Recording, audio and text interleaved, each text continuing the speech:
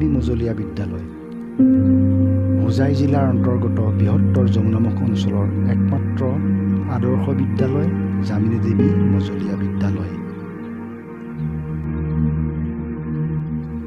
1954 চনতে স্থাপিত যামিনী দেৱী মজলীয়া বিদ্যালয়খনে আজিৰ তাৰিখত গৌৰৱোজ্জ্বল 69টা বছৰ অতিক্ৰম কৰে।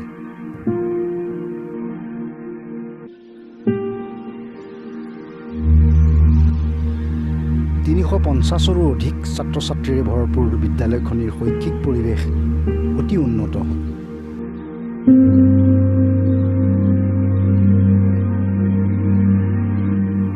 প্ৰধান শিক্ষক দেউতি বৰাৰ প্ৰচেষ্টাত বিদ্যালয়খনিৰ চৌহদত এটি সুন্দৰ পৰিৱেশ গঢ় লৈ উঠে।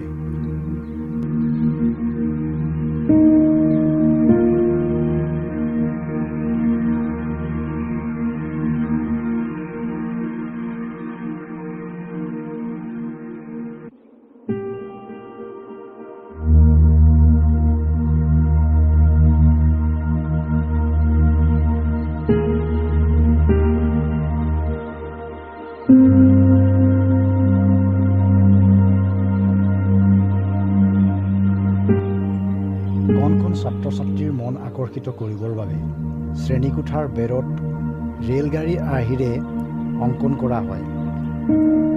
শ্ৰেণীকোঠাৰ ভিতৰৰ বেৰতো সুন্দৰ প্ৰাকৃতিক দৃশ্যৰাজি অংকন কৰি ছাত্ৰ ছাত্ৰীৰ মন আকৰ্ষণ কৰা হয়।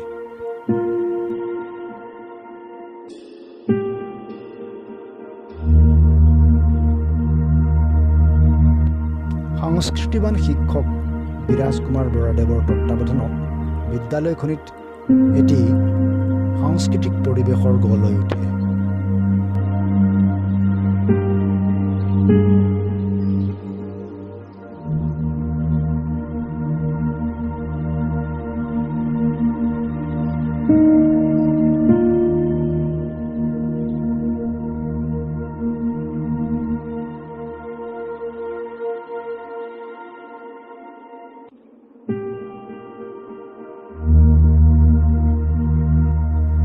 বিদ্যালয়খনিৰ সন্মুখত স্থাপন কৰা অসমৰ জাতীয় প্ৰতীক এশিঙীয়া গড়ৰ এটি ভাস্কৰ্যই ছাত্ৰ ছাত্ৰীৰ মন আকৰ্ষণ কৰাৰ উপৰিও বিদ্যালয়খনিৰ সৌন্দৰ্য বৰ্ধন কৰে।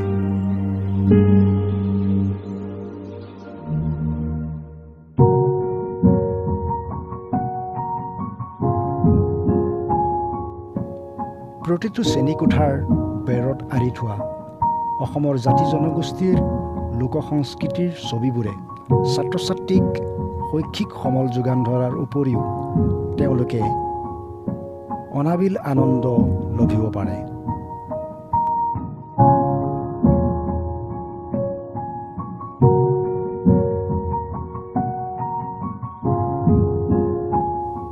মুঠৰ ওপৰত সকলো দিশতেই এক সুন্দৰ বাতাবৰণেৰে পৰিপুষ্ট যামিনী দেৱী মজলীয়া বিদ্যালয় যমুনামুখ।